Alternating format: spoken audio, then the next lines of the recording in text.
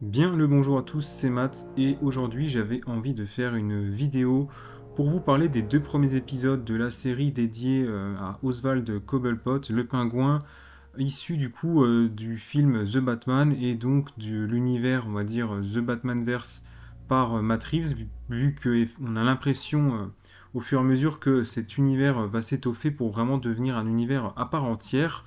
Et très honnêtement, je pense que c'est pas plus mal. Alors, je préfère vous dire tout de suite, il y aura peut-être du spoiler. J'ai un petit peu préparé la vidéo, mais pas trop non plus. Ça va plus être du feeling. J'ai pas envie d'analyser la méta autour de producteurs, etc., acteurs, le projet, etc. J'ai regardé zéro bande-annonce.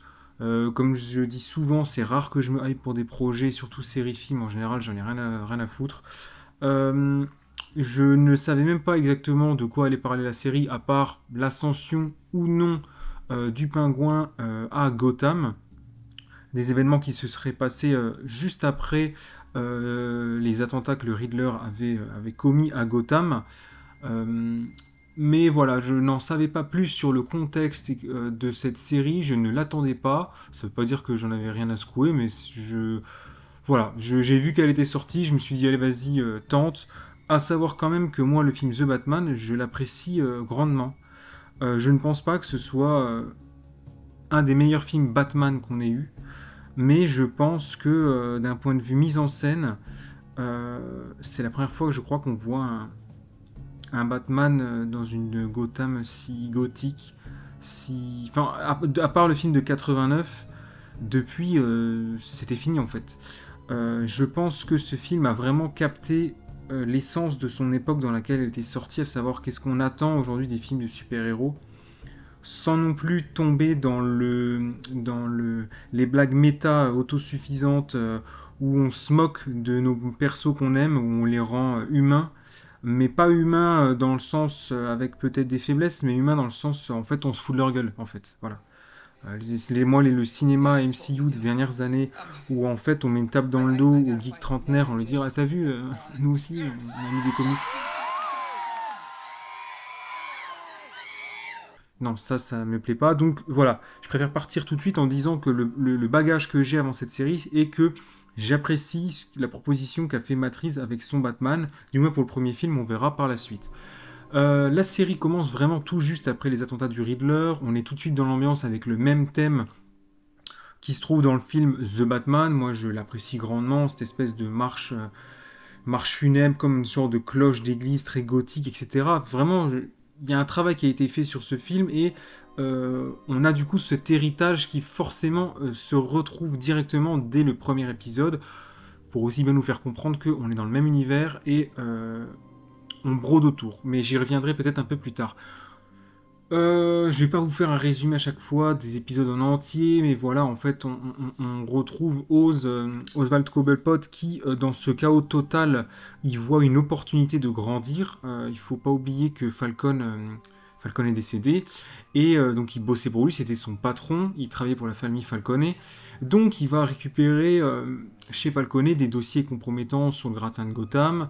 Il se fait caler par le fils de Falcon, Alberto, qui eh bien, va reprendre le flambeau. Bon, on comprend tout de suite que c'est un jeune un peu guignol qui a pas les épaules pour le costard. Mais Oswald est vachement malin. Il arrive très rapidement à la manipuler, etc. Alberto fait l'immense connerie de se moquer du pingouin.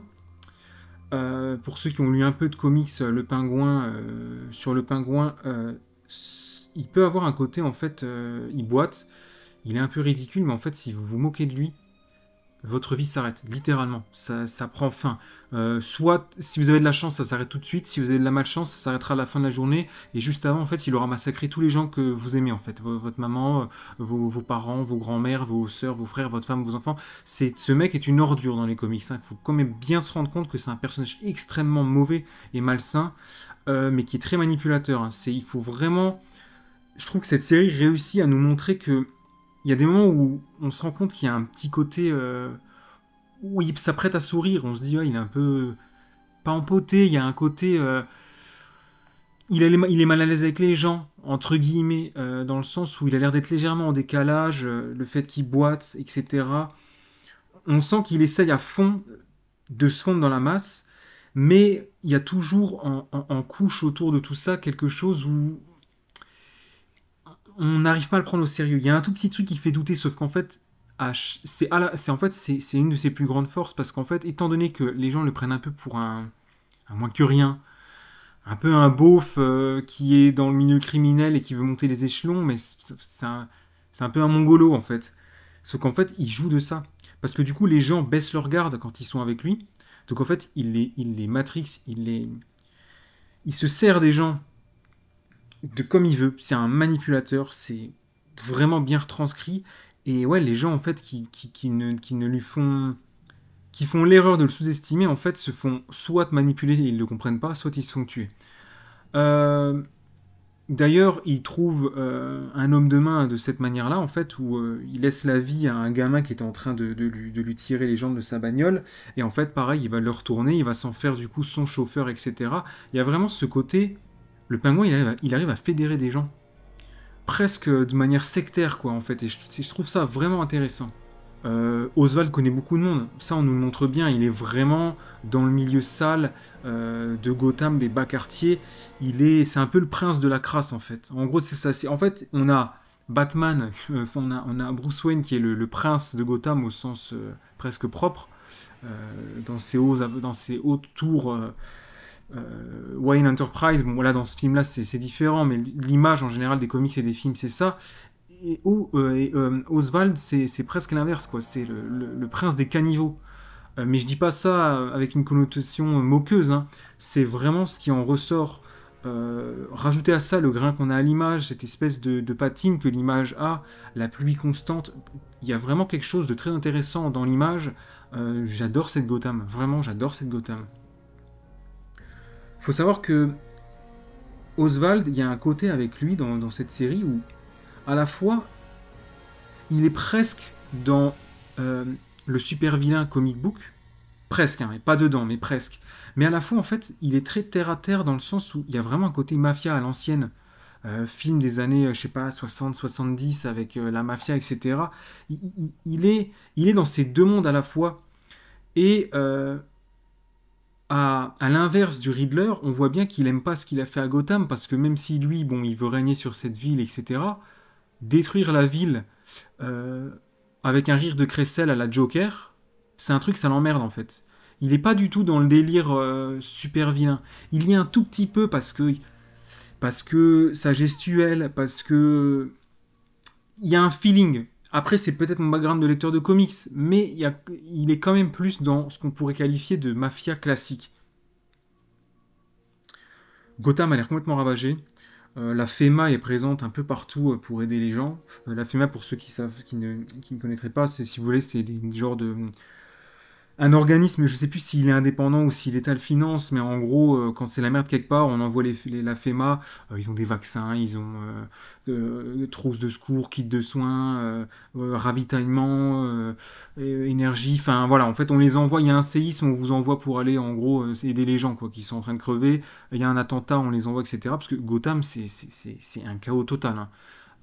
Pour le coup, le Riddler a on ne le voit pas beaucoup dans le film de Batman parce que le film se termine juste après. Enfin, c'est la fin de l'acte 3-4, on va dire. C'est un peu particulier qu'il y ait 4 actes dans ce film, mais on ne voit pas vraiment beaucoup des répercussions. Donc là, le voir dans la série, et les répercussions de ce que les Riddler a fait, j'apprécie pas mal. Oz contrôle le marché du colis, voilà, pour le compte de la famille Falconet. C'est qu'un employé, en fait, hein, pour l'instant, d'une grosse entreprise, en fait. On va rapidement faire la connaissance de Sophia, donc la fille de Carmine. Euh, faut savoir pour ceux qui n'ont pas lu Sophia, du coup, parce qu'en plus là dans la série là, elle a été à Arkham parce qu'en fait c'est la tueuse au pendu.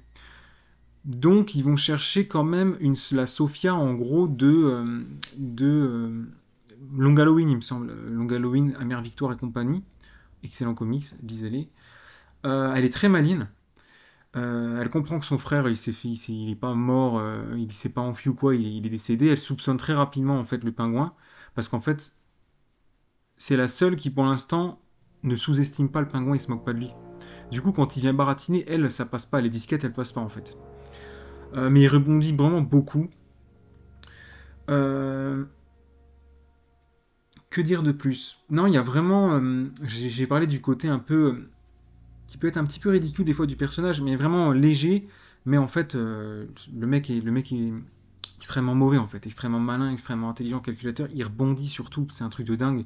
Le mec, il évite tous les pièges. Il y a vraiment presque un côté fascinant, quoi. S'il avait un pouvoir, ce serait ça, quoi, le type. Il est vachement malin parce que il va réussir en fait à créer une guerre entre les Maroni et les Falconais avec une bague en fait. Il récupère la bague que Falconet euh, portait à son doigt et en fait c'était une bague qui appartenait aux Maroni. Quand il a fait tomber la famille Maroni, il a pris du coup la bague de Salé Maroni et en fait il la porte comme un trophée et Oswald récupère cette bague sur le cadavre et en fait va la donner à Maroni en disant ces enfoirés la portaient pour t'insulter parce qu'il est en prison. Voilà, je te la donne. Et moi, je suis prêt à les faire tomber, ces salopards, parce qu'ils vous ont fait du mal. J'en ai marre d'avaler les couleuvres pour eux. Bon, il baratine, hein, mais il s'en sort. Et deuxième épisode, on comprend que Sophia a l'air de souffrir un peu de syndrome de presque stress post-traumatique.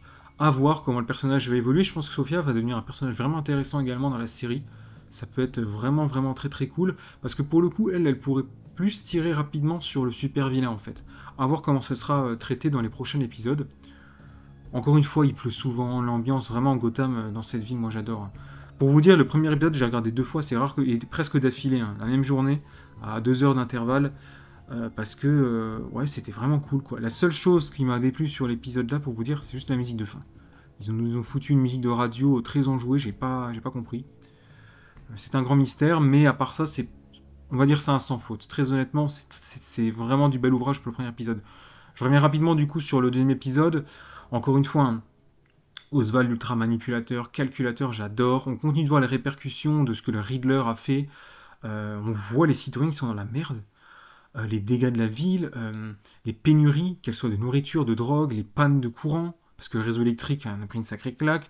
On a encore la FEMA qui est partout. Il y a un coup à jouer peut-être aussi là-dessus. Est-ce que ce terreau en fait de gens qui commencent à avoir faim et qui en ont marre, est-ce que ça va pas donner peut-être même dans les prochains films une masse de gens pauvres dans Gotham qui vont peut-être être prêtes à se rallier avec des super méchants, avec des super vilains en fait, quelqu'un qui pourrait retourner ces événements-là en disant vous avez vu c'est de la faute de The Batman, du Batman, etc. À voir. Je suis très curieux du coup de voir pour le film The Batman numéro 2, et bien si ce qu'on voit dans cette série là aura également ce sera repris. Surtout, je vous dis, là, les citoyens de Gotham, on sent que wow, c'est compliqué pour eux. Hein. On voit pas mal Oswald se salir les mains. Ça, j'aime beaucoup. Euh, Sa maladresse, encore une fois, j'ai dit qu'il prête à sourire, mais en fait, il est super dangereux, quoi. Le type, il est vraiment dangereux, mais il arrive toujours à manipuler les autres, à tirer avantage des autres. Il est vraiment doué, quoi. Il est vraiment doué. Colin Farrell, moi, je l'aime beaucoup dans ce rôle. Alors, c'est sûr, il y en a qui vont dire, vu comment on l'a grimé, à quoi ça servait de prendre Colin Farrell. Je pense que c'est pour son regard. Colin Farrell a un regard très très particulier. Il a des yeux très très un regard très sombre, des yeux très noirs. Je pense que c'est ça. Je pense que c'est pour ça qu'ils ont pris ce perso. Un peu comme quand ils ont casté.